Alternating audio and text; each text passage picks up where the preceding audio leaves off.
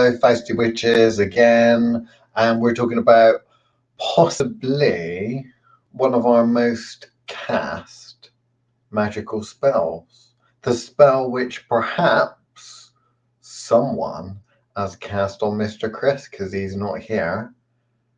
He's gone. So maybe the bitch be gone spell was used. I didn't cast it, don't look at me. So, as some of you may be aware, me and Chris used to, under the Thoth banner, okay, Thoth Witchcraft Shop, we used to go to various travelling shows. We both had our own psychic fair, Great Travelling Psychic and Listic Fair, but we also used to attend other people's when we were doing our market research and stuff before we really opened up the Thoth Witchcraft Shop. We visited a couple of psychic fairs. The first product lines and stuff like that we tried at psychic and listic fairs. And at the first psychic and listic fair, we designed essentially two basic formulas for creating super simple spells that probably won't really realistically go wrong if a mundane with no experience tried them for themselves. The first two spells that we did was a charm bag and a basically candle jar spell. Okay, so what we would do is we would put these little jars and charm bags around on our stand, on our store, in our shop, and people would obviously ask. They'd be labeled things such as money spell or bitch be gone spell or this spell, that spell. And people would come up and they would say, oh, I want to purchase that. There's this horrible cow in work. I cannot stand her and I could do with her going away. That bitch be gone spell sounds perfect for it. Now, we wouldn't actually sell these little jars and charm bags and stuff like that because a lot of witchcraft shops, what they tend to do is they tend to charge up objects, create objects. That's if even they actually do that. A lot of them don't. They just buy crap from China and then up the price by a couple of 100% and then just flog them saying that it's a magic spell and it'll work. Don't get me wrong, there's power in all those slaves that probably died in order to get that little crystal gemstone out of the earth, but you know. Anyway, so what we would, it was a way for us to start a conversation because a lot of people were very, very scared of us for some reason. I don't know why, but we're apparently very scary people. And they would be a little bit too scared to come up straight away and ask a witch, can you do this spell for me? But when they saw that there was a product that they could buy, these capitalist shills were very happy to go and say, can I buy that product or pick it up and take it? Now, this would be where we would intervene because we would say, when they said, can I purchase that bitch be gone spell? We'd say, no, you can't. Leave it for a little bit, pause for dramatic effect, and then say, but I will help you make one now. Ooh, custom designed at no extra price. No extra charge for a custom designed spell. Perfect. They would be thinking. Most of the time, actually, they were thinking, I don't think I can do that. I'd much rather you do it for me. Which we generally didn't. We forced them to do their own spells. We'd say, we will guide you, we will help you. All of this was designed to get them to learn to do a little bit of magic for the first time, because that was what we were always going there for. We were very much, as you probably noticed, very much on teaching, helping people help themselves. And it was very important to us to be able to take someone that wanted to do something, because they would always come and say, Chris, are you there? Don't know if he's there. He might pop up in a minute. I don't know. We would always struggle with beginners because we would say, well, we need you to pick something, we need to do something, we need to be working towards something, otherwise we've got to pick what that thing is. And it's much better for you to pick because it's your life, it's your magic, you're learning, you should be in the driver's seat. We're not giving you no curriculum here, right, which is guiding you on your, I suppose you could say, merry little way. The good thing about it was that they were always coming to us. The first conversation we would have with them is, I want this and I want to buy that spell because it help me do that. So we would come up with the generic ones. Again, it was normally money or bitch be gone, so getting rid of someone, or a generic kind of love, something with love written on it, because all of these sad middle-aged women attended the psychic fairs that really wanted to settle down with someone, not be on their own, surrounded by cats. They wanted something, and half of the battle was actually getting them to start trying to actually make that thing happen, to actually put some effort into doing some magic for once.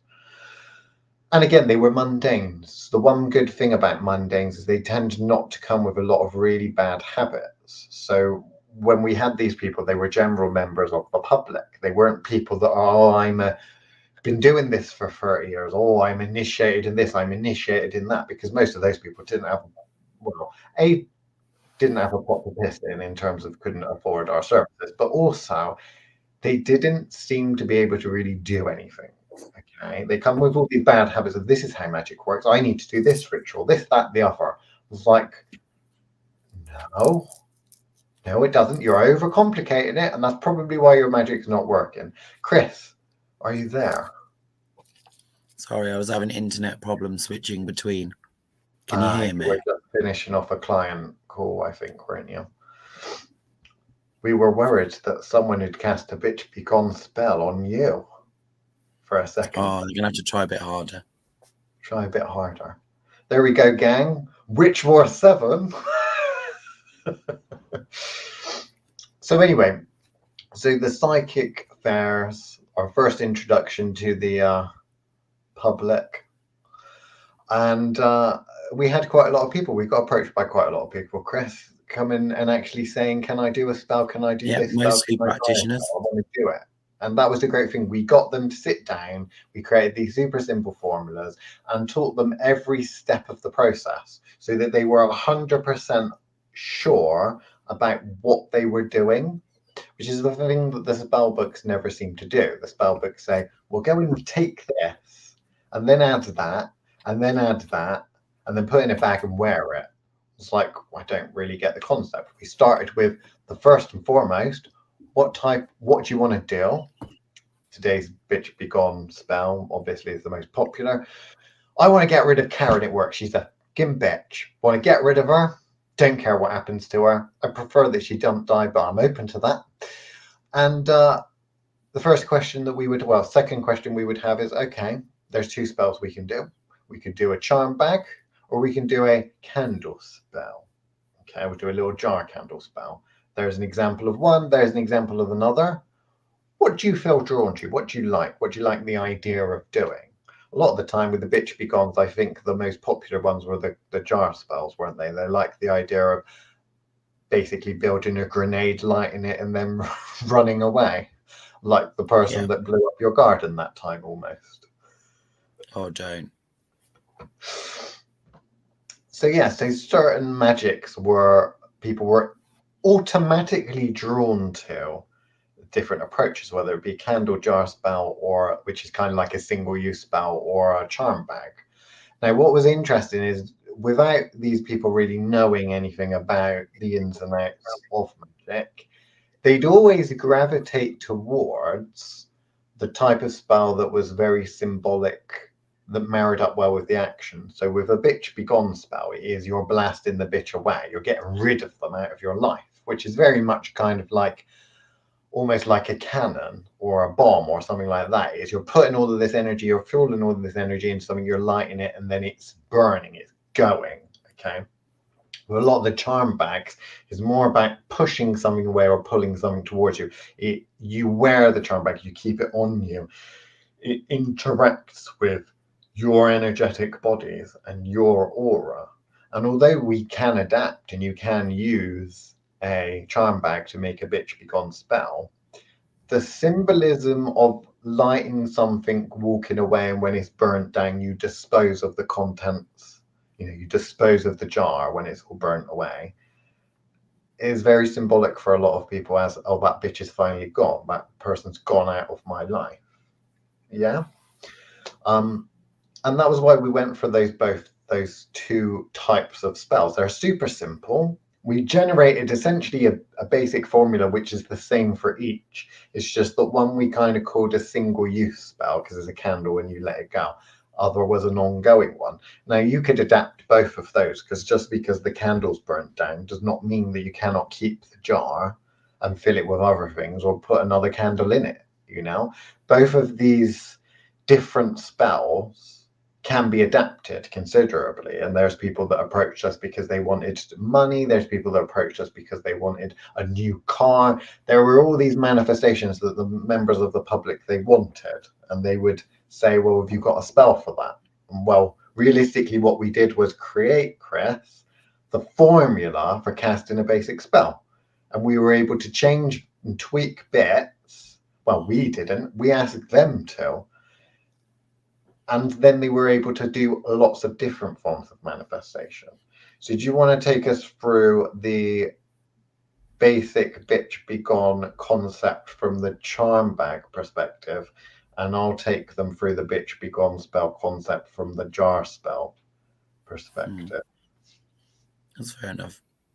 So yeah, so they were based on the kind of what we would consider the traditional gree method was the basis for both of them. So that is normally, animal, mineral, vegetable, kind of having representations of the different kinds of earth matter is essentially what they're designed to be. So obviously for us, it was the mineral aspect. The vegetable would be allowing them to actually add herbs, and other mentions, and then obviously the the animal aspect is obviously then when it comes to the charging part. So the first thing they'd have to do is select a bag, or in a proper gree method, like a little square of fabric that would be a different color. So we just got lots of different kind of textures and colors to allow them to kind of go, okay, kind of deciding what they want first, and then kind of picking the items blind.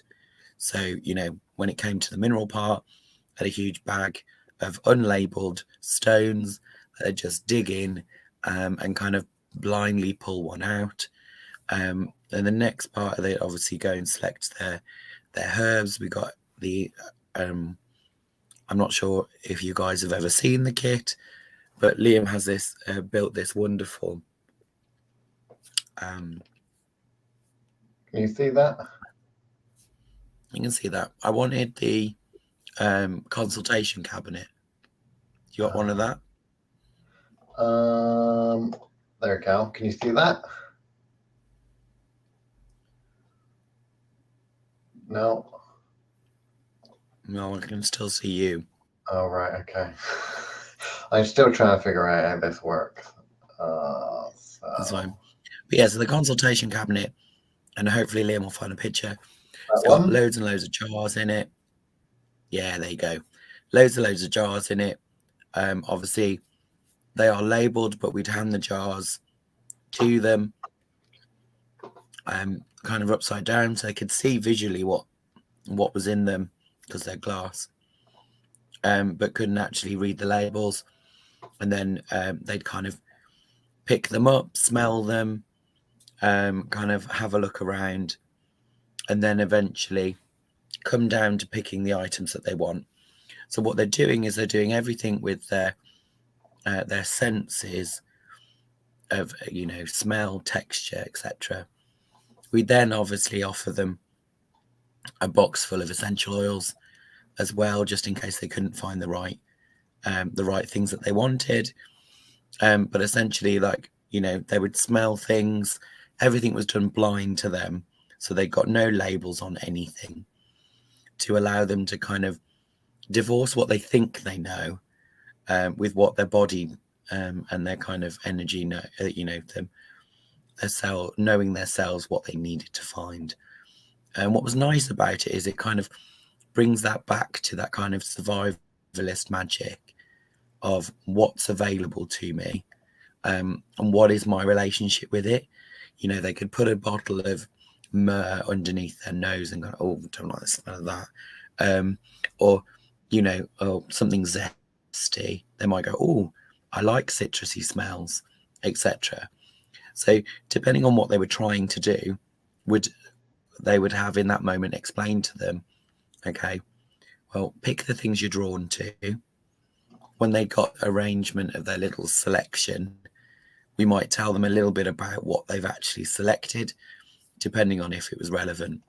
But you could have literally lined any of them up with, oh, look, I'm thinner there. I like that picture.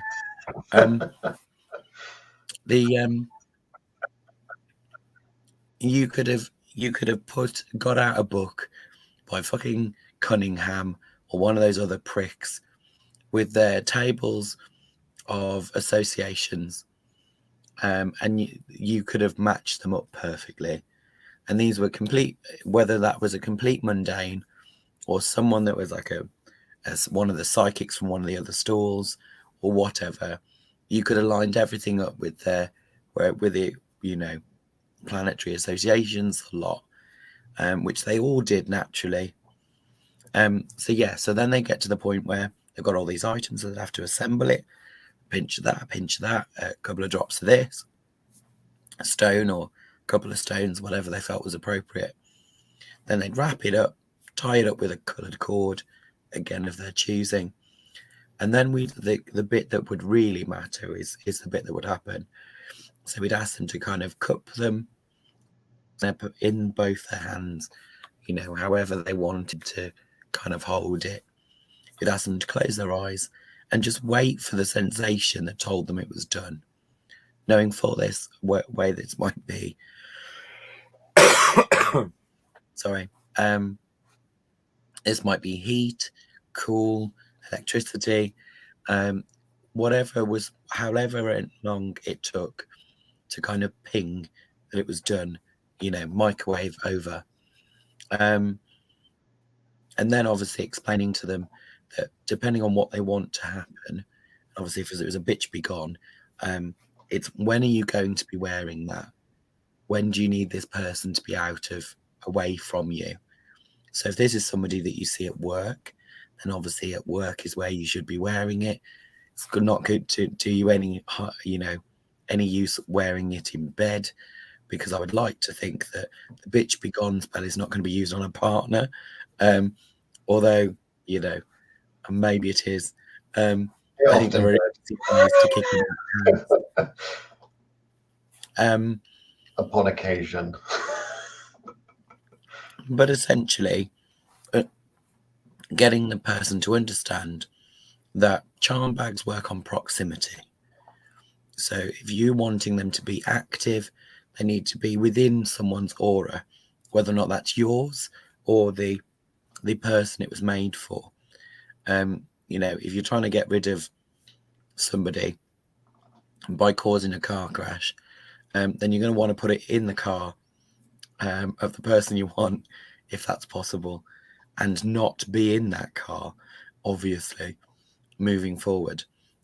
You know, it needs to work in proximity to that person. So the tricky one with putting it on people comes down to obviously what that actually will mean, because you can't control collateral damage if you're putting a bag on somebody and then releasing them into the wild, depending on what you've actually done. I'm in the past, I've made teeny tiny gree-grees that do nefarious things, and I've given them as gifts. You know, but you've got to really make sure that you've designed it in a way that that person isn't going to just bin it, and are actually going to keep it and want to keep it on themselves. So that's the bit I really like about the kind of gree-gree method, is that it's very tactile.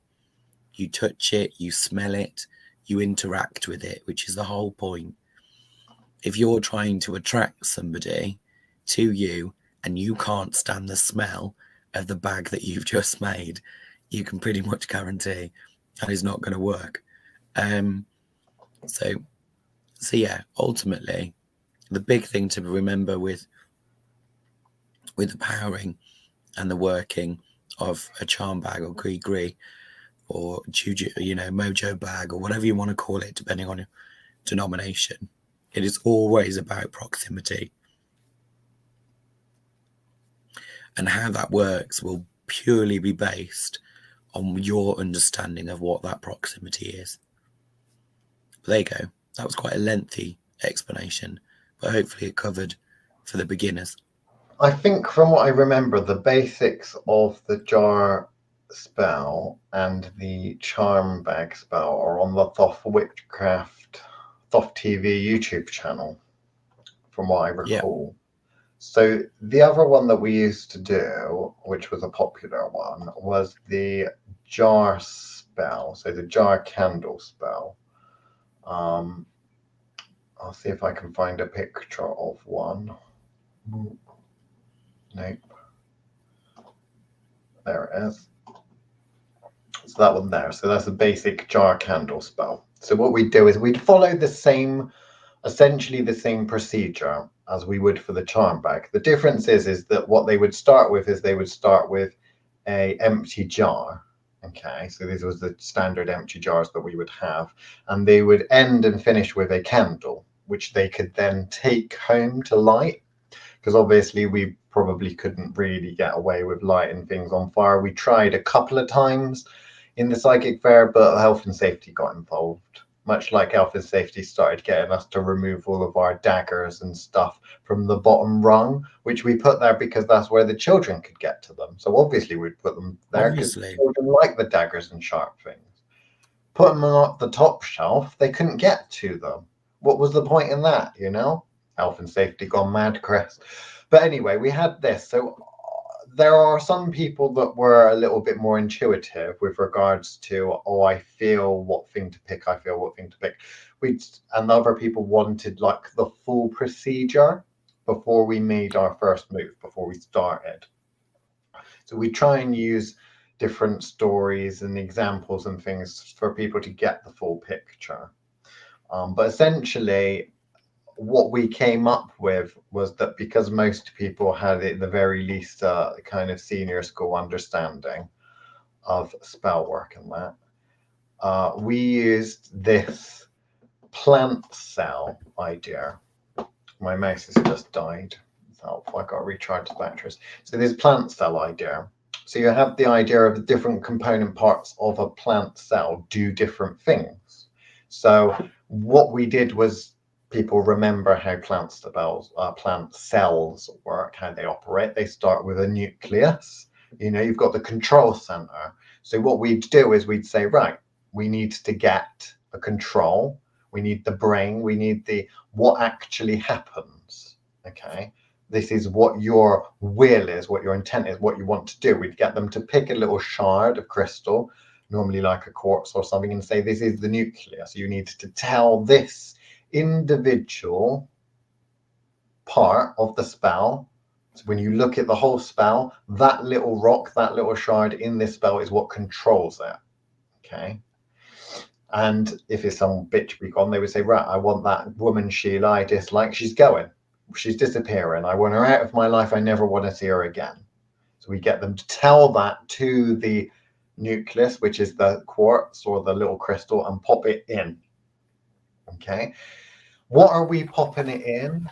Well, obviously, cells have membrane cell walls. So for that is the thing that is going to encompass, the thing that is going to incorporate all of the ingredient parts in the spell. Okay.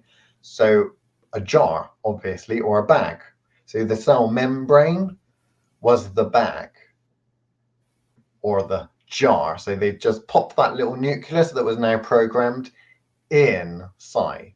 Okay, so the next thing that you need, obviously, is you're going to need, to a certain extent, some herbs, oils, that sort of thing is what we were trying to use, natural ingredients, but you need some energy, some fuel for that spell. Okay, now we were a little bit careful with some of the fuel that we would pick, because to be honest with you, pouring loads of essential oils is not always necessarily a great idea. they can end up, let's say, exploding a little bit when things get caught or when things get set on fire, which has happened on a couple of occasions. But ultimately, we knew that they were going to be going home and adding fire to the mix, so we were a little bit careful. So what we do is we get them to select and add into their spell from a big, basically, I mean, our cabinet is now a lot bigger than it used to be, but from the original cabinet, which I'll just see if I can find a picture. There we go. That's the new one. There's various herbs and all that kind of thing, and we used to have a box of essential oils, and that they would look at thinking about what they wanted to do, which is to get Sheila out of their lives, and look at each individual jar, that some of the stuff that was contained in it they might be able to identify, like rock salt or something. Other things not so much. We get them to pick as many as they wanted to and pop them on the table. Now, we always kept the lids face down, both on the table but also in the cabinet, so they could not see what was written on the lid. We would obviously label them. And it was very interesting, very telling what oils and what herbs and stuff they would pick. And what they would have to do is open up the jars, open up the oils, smell the oils, and then tell us whether they knew what the thing was. Okay. And if they did or didn't, it didn't matter. We would just ask a very simple question. Do you think this can help with your spell? They would actually take time to bond with and think about it.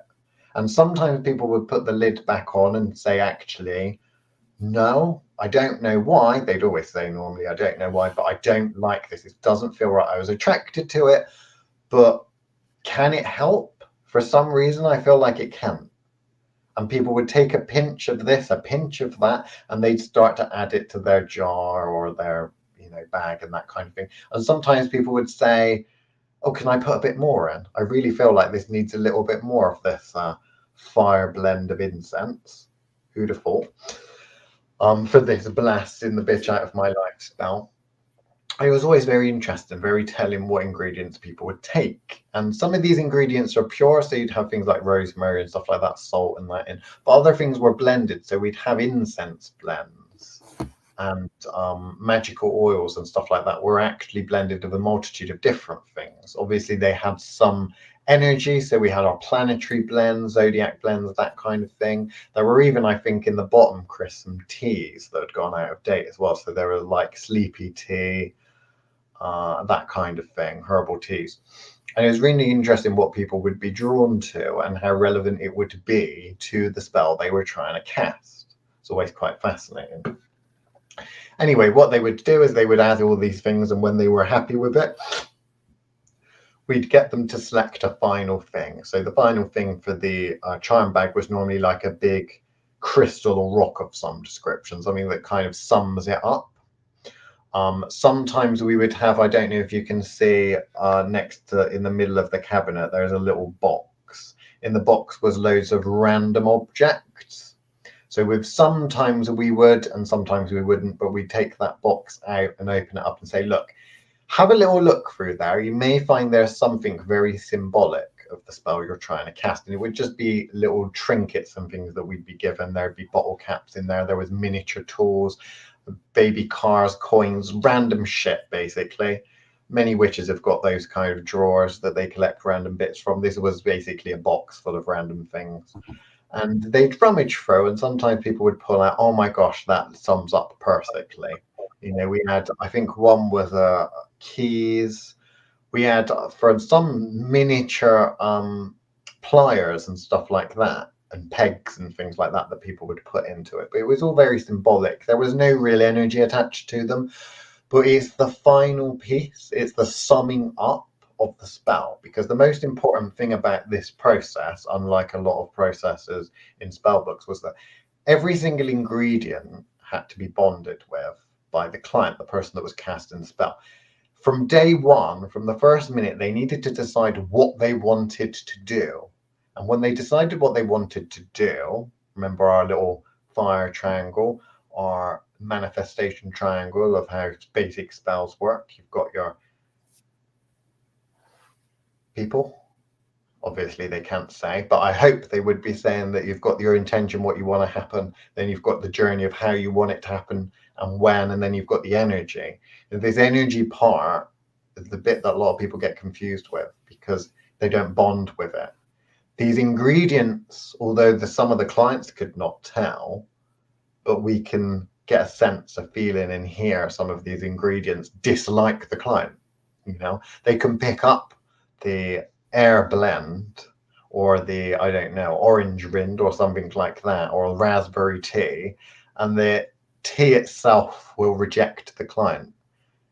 You know, it's very strange, but there was that critiquing part. And a lot of the clients don't understand that, and the books never get that across, but they were taking time out of their day, pausing and actually attaching their energy, focusing on these individual ingredients and pulling them all together for one specific, very clear purpose.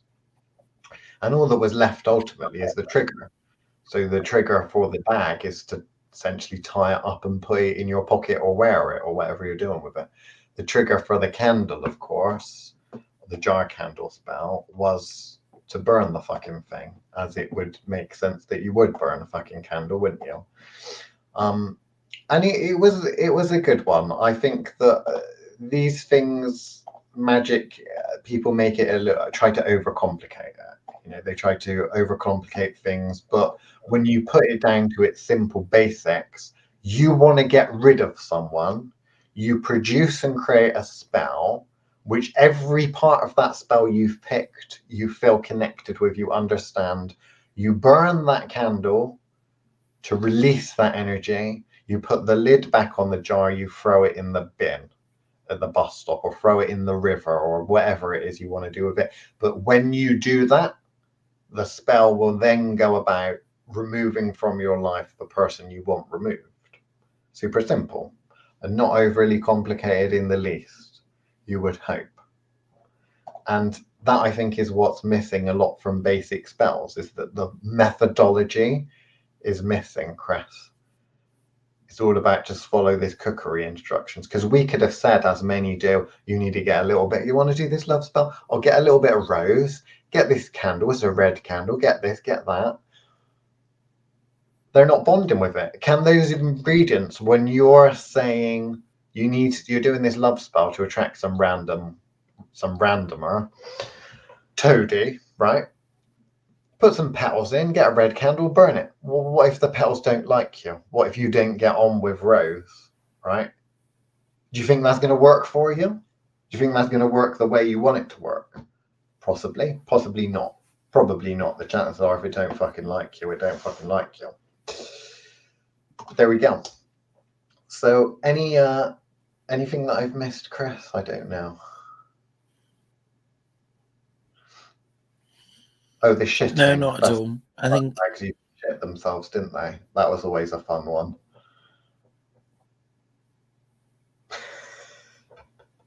So the other part is always a case of how do we get rid of these afterwards, and obviously, you know, having to explain to them how to dispose of, which I'm not going to go through now because we've done multiple videos on that. But I think what's nice about the way that it would work with us was, for the first time for them, they were having the actual process explained.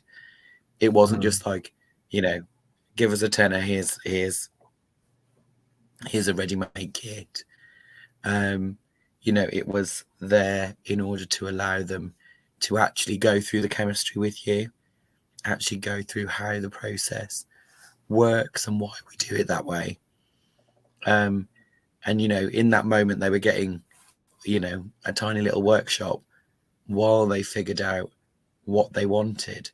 And in theory, or at least this is how we orchestrated it, is designed so that, well, they've seen how it works now, so surely they don't need to come back to us again. They can just, regardless of what they want, they have a spell formula that they can actually kind of apply to a whole host of different things. Now, whether or not people did is entirely a mystery to us. But we've had a few come back once or twice and kind of go, can we do that again? And you're kind of like, but you know how to do it now. Yeah, and you it's can do like, it oh yeah, correct. but it's not the same without you there. But the majority, we hope that in theory, and I've done at home with small groups of people as well, when I've gone to people's houses and done kind of small classes like this, where all they do is make a charm bag, but they get the full understanding of how, in theory, that they could go and do one. So, you know, they could get 3 or 4 of their friends round and explain the process through. Obviously, the difference is they don't have our resources necessarily, but all they have to do is go out into the garden and connect with a few items. Go for a walk, you know, is what you always that was say. the idea. Go for a walk and pick random Yes, things go up. for a Go walk. for the walk and say, on my walk, I will find the things I need. And when you go off for a walk, you've already got your spell in mind, where you don't necessarily have the energetic components of it. But then when you walk along the road and you see someone's dropped a coin there, their misfortune of losing money is energy from me. Their loss is my gain. I'm going to put that in my little money spell, or in my love spell, or in whatever the fuck else spell I'm doing, because energy is energy. That is energy that person, by leaving that coin there, has lost. They cannot spend that money. You know, people don't think about that. People think, oh, I found coin. That's brilliant. My spell's working already, look. But they don't necessarily think of, well, it's not a money spell, but I can still incorporate that, because that is what is money after all, apart from the illusion. A lot of people would consider it to be time. Okay. Literally stored time, stored value. Okay. You work and give your time for money. People whose time is worth more get more money, apparently. You can buy other people's time with money, you know? That is power, that is energy, that is something that you can literally put into a spell for generic energy to a certain extent. But anyway, tell them about your defecating charm bags, because people like the idea of knowing with the charm bag in particular, well, how do I add energy? When do I know I need to add any energy? Is I know I got to charge my phone up because it goes dead or tells me, but how does my charm bag tell me? Well, it defecates, doesn't it? Wow. Well, it's true. That's Expecting. literally what we used to say. We'd be a little bit more crass and say your charm bag may shit in your handbag, but that's perfectly normal, and that just means that it needs feeding some more.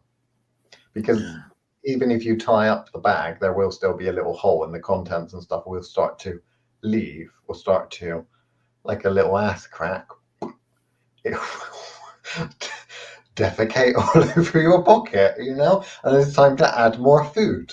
Okay? That's what happens. You get hungry, you eat, you do toilet, you eat some more. There should be some hand washing in between there, I'm not gonna lie. Ideally, you'll do the hand washing part. But there we go. I mean, it is simple as that, Chris, you know?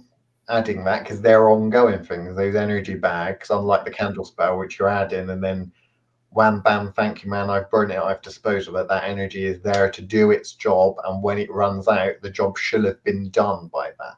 When I pay a plumber £1,000, because they've quoted me £1,000 to change my bathtub, when I've given them the money and the allotted time is gone, that bathtub should have fucking been changed, right? Same with a single use spell. You put the required amount of energy, maybe a little bit more, in that. Okay. That spell burns through, that energy gets released. It reshapes literally the universe, because that's how this works. You are realigning the universe to your whim, to what you want. Okay. And you're doing that requires energy and effort in the form of the energy you put into the spell. Fucking simple, innit, Chris? Simple, and yet some people still don't get it. Yeah. Is this energy enough? I've put a couple of sprigs of rosemary. I'm going to pour some more frankincense in that, Chris. Is that all right? What will that cost? about 60 to 90 quid, that little vial of frankincense. You're just fucking pouring it in. But like, if you think it needs that energy, it needs that energy. I mean, let's be fair. You are literally changing the fabric of reality and restructuring the universe. I suppose a couple of extra drops of frankincense for someone with as little low energy as you may need a couple of extra drops. I'm going to agree with that. Some people just take the tiniest little smidgen of the cheapest thing we've got there and it's like, yeah, that's it. I feel it. I've done it. I'm shaking me jar. I'm swinging me bag around and it's done. I feel it. Those people are very often high-powered individuals. Yeah. The fucking spell started working as soon as they knew they fucking wanted something. The rest of it's just procedure. Have we got any questions, guys? Because if you have any questions, you can always write in the comments and it will show up and we can bring it up like that, Evening, Liam and all. The whole point in doing this live is you get to ask questions. So the other one is I quite like, I don't do it this way, but Liam likes to do it this way, is where he'll often stick one charm bag in the next one and in the next one, and the bag gets bigger and bigger. I don't tend to work that way. I tend to take a bit of it. Yeah. And put it into a new bag and start, loading it back up, or, remove a lot of the defecation out, and leave just a fraction of the kind of almost like homeopathy, just a little token amount of the original, and then whack in a load more new energy in order to keep going. Yeah. What's nice is, sorry. And so what's nice is people, after they've made that one, because they're so well connected with it, know when it's ready to then actually top it back up again. Like I've had like text messages and calls kind of going, can I get a few more drops of that lemon oil that I used? Because at the end of making that, once they've finished making it, obviously they start turning over the jars to find out exactly what they've just put in it. And you guarantee these people remember. They hold on to that recipe they've just created. Because let's face it, no one else has used it for that same thing, because it's a unique process for them, which is the bit I quite like, is that they will remember that spell, because it's had an actual impact on them. Whereas you speak to people who have gone and followed one off Pinterest or whatever, or bought one on Etsy, when you ask them what's in it, they haven't got a clue.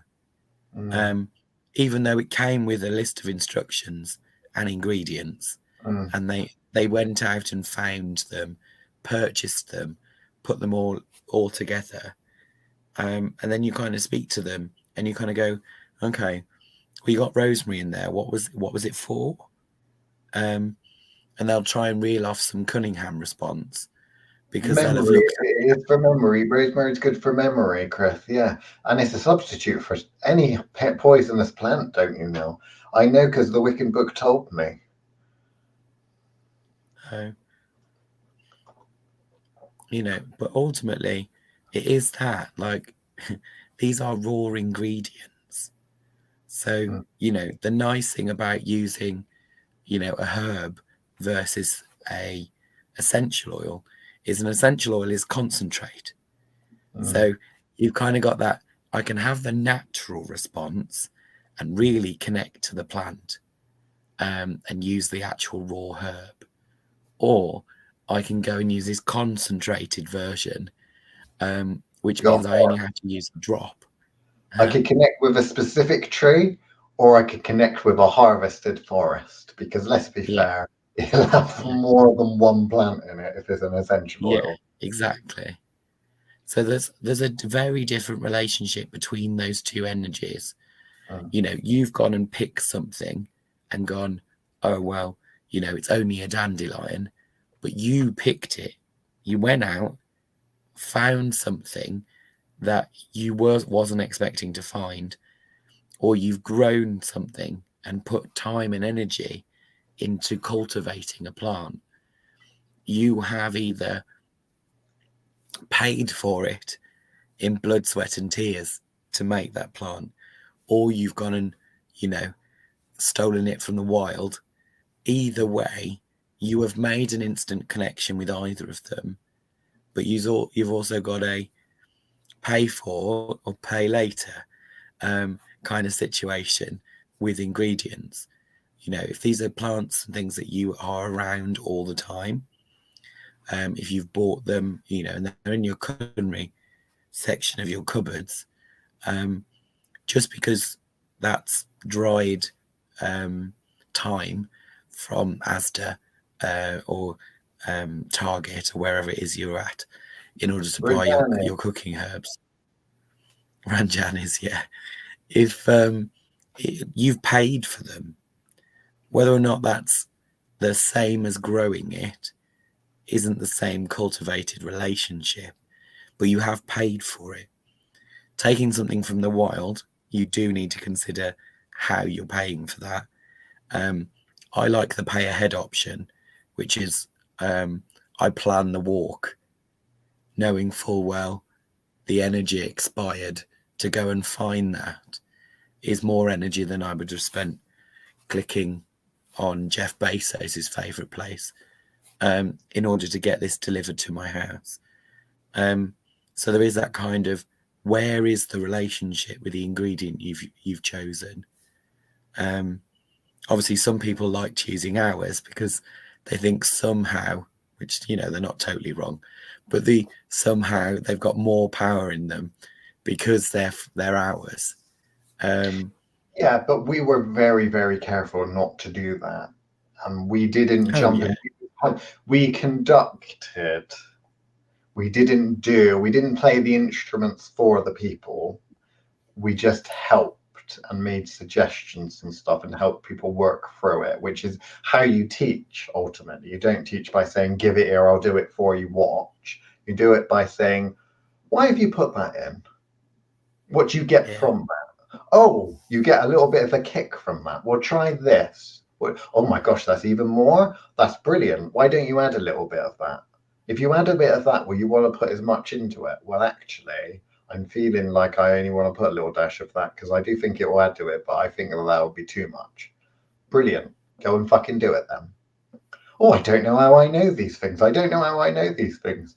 I know how you know these things. It's because we're that fucking good at teaching that in the last 10 minutes you were gone from mundane muggle and not know anything. Now you know how to cast probably 1 million spells because you can repurpose this in a multitude of ways for a multitude of purposes. One thing that I would, because I think we've got a question, one thing that I would add is that particularly with the charm bag spells, like Chris, you said they get attached to them. So some people think, I'll give this a punt, I'll give it a go, I'll do a little bit of money attraction. But then most people are greedy and they say, well, they can never have enough money. But it's kind of like, because they put so much energy into it and they bond with it so much, they think, well, I could throw this away and start again because the bag started to break. Because these things don't last if you're keeping them on your personal map, they will break. So I always definitely used to say, well, instead of starting from scratch, take a new bag, but put that old bag that's broken in the other bag. You may have to get a slightly bigger one, but put that in the bag. Then you're not really starting from scratch. You are keeping this magic, this energy building and going. So Michelle has a question. I admit I still get a bit confused as to the difference between a relationship with ingredients and representational magic. That is quite that's quite a common one, I think. I may want to make someone uncomfortable at work so that she quit. I thought sharp rocks, among other things. Is that purely representational? Well, it's symbolic. So symbolic and representational magic means you get something that is symbolic or represents a thing. If it represents a person, you might get a puppet and say, that puppet, I've sewed some blonde bits on it, and that blonde bombshell, there's a bit in work. That is the person which I am representing here on my spell through the use of that puppet. So from my personal way of looking at it, I'd say that representational and symbolic, so sympathetic representational magic, is empty. Okay, you are producing the energy to the spell, you are focusing on something, but that ingredient itself is not adding anything other than visualization and helping you from a psychological perspective. When it comes to bonding with ingredients, what we're actually doing is taking the energy source that is in that ingredient and tying that to our spell. Or if it's a spirit or something like that, spirit ally, plant spirit ally, spirit, something with sentience, you are getting its help in doing that. Okay, so that is, to a certain extent, think about if you have a battery. Okay, I've got a battery. I can take that battery and I can put it inside my torch. Okay, and providing the battery is in the right way up and is charged and I switch the torch on, that will work. Yeah. What happens if I just go through the motions of taking a battery and putting it in the torch upside down? It doesn't actually do anything. So when I see witches in particular that say, well, I'm going to follow a recipe, I'm going to add these rose petals, I'm going to add this money, I got a new coin, I've got an old coin, I've got a foreign coin, I've got a broken, damaged, bent coin, I'm going to put that in because the spell calls for it. Okay, but is there any energy there? Well, I don't know. That's what the spell called for it. Okay, what else do you need? Oh, it says add bay leaves. Okay, I'm going to put some bay leaves there. Why bay leaves? Well, something historic about, like I read somewhere that is like victory or something. I want to be victorious. I don't know. That is representational, because it's representing something and it means something to you, but it's not necessarily like that battery is still in the torch, but it's not making a circuit. Psychic ability enables you to be able to interact with and make sure that battery is up the right way, or understanding why when you shake the remote is making that rattling sound. That's because you put a AAA battery in there and it's supposed to have a AA battery, because you misunderstood and you said they look a bit similar, but one looks slightly smaller than the other. I suppose it'll work, I don't know. Representational magic represents. When you're talking about the next level, you're talking about actually harnessing the power of that ingredient and selecting ingredients that are uniquely qualified, I suppose, to be perfect energy sources for a specific type of spell. Is there any way of condensing that down in something a little simpler? Yes. So what I was going to say is the difference between something that's purely representational and something that actually has something with some teeth would be, rather than going out and finding stones that are sharp, you would go for a walk, undoubtedly in bad shoes, and find that by the end of that walk, there is a small pebble in your shoe. That would have far more power for you to work with, something that has caused you an annoyance or pain, even if it was for a few seconds, and you went, stone in my shoe, took the stone. That stone would be far more useful than you going and selecting some sharp rocks. So what would be then important is that on top of that, you apply other ingredients, which you have said there are other ingredients in the spell, but that you've added other spells, other ingredients, both for their power, but also their representational stuff. So it might be that you've added, chili powder, lemon juice or lime juice, or so something acidic. Because if you were to cut yourself on that rock and you want excruciating, uncomfortable pain, you're going to apply chili or acidy liquids like lime, citrus, any of those things. It's that combination of these aren't just representational. If this was to happen, they would be uncomfortable. But there should also be a connection to you and a power source. Everyone knows there's plenty of power in anything citrus related. Chili is a common one with the hoodoo lot, for raw power, for kick. You know, when you have a meal and something spicy, you say, oh, that's got a kick to it. You know, these go beyond purely representational into going, these things actually have an energy about them. And you know that interaction with you has a memory trigger of some kind.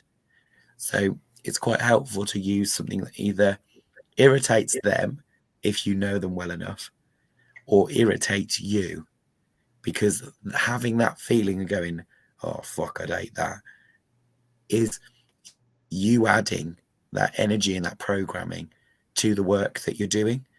So it's that connection you're looking for.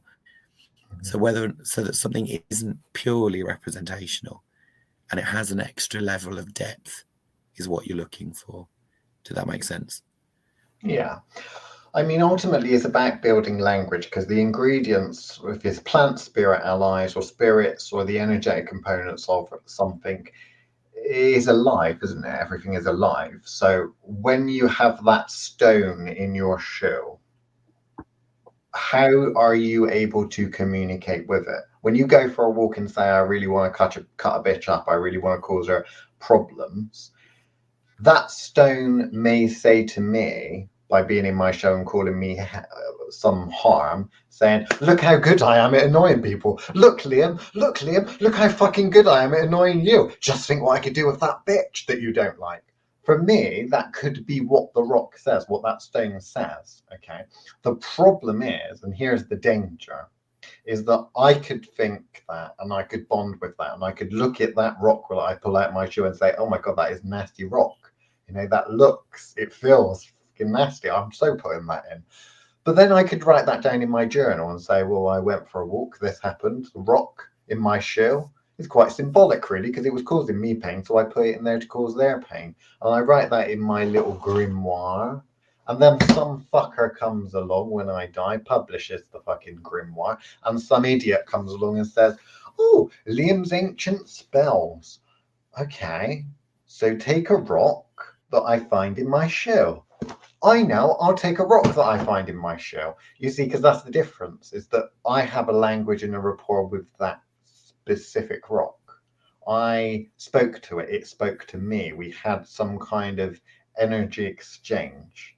Then someone else has come along and thought, representational magic's how that works. Of course, it's symbolic.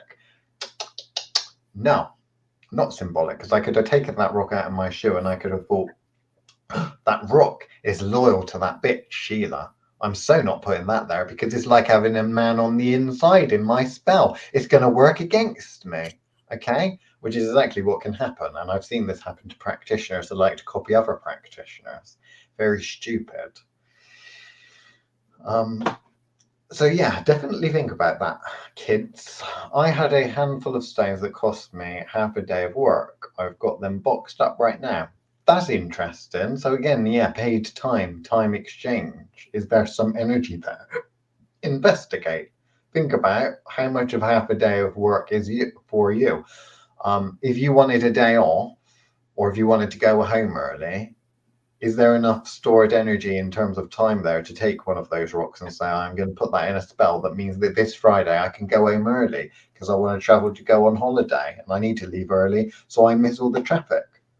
Could that be something there? I don't know. You'll have to speak to the rocks. You'll have to use that. And this is important. Psychic ability is extremely important because it's how we build spells, is how we speak to the spell ingredients, it's how we understand and feel the spells working. So many people walk away from their spells not feeling them working, and that's either because they lack the psychic ability and need to start building it up, which our method for the spell work, you can tell that works. Because have we ever had someone that's taken that candle spell or that charm bag spell and has said, I can't feel anything? They may feel different things, but they always feel something. They always feel like, yes, it's ready.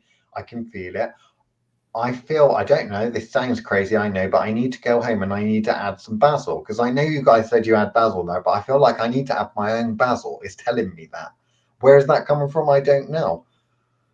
Fucking go for it. Go home, raid the kitchen, get some of your basil, put it in there. Interesting, isn't it? When you're being told by the ingredients, by the spell itself, what to do, what parts are missing. You don't get that from one of these Titiana spell books. There we go. I think we're out of time. So is there anything well, I suppose there's bound to be stuff we missed, but is there anything really important before we go, Chris? Any last minute questions before we go?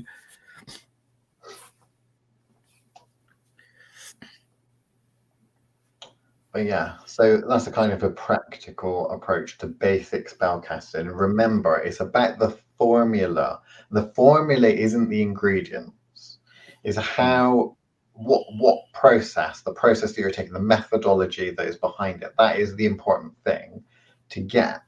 Because when something goes wrong in a spell, during the spell, when you're adding things, there are times when we have had clients that say, I've put that in and it just feels different. Something feels different and I don't know why it is. And we say, well, take it out. What is going on there?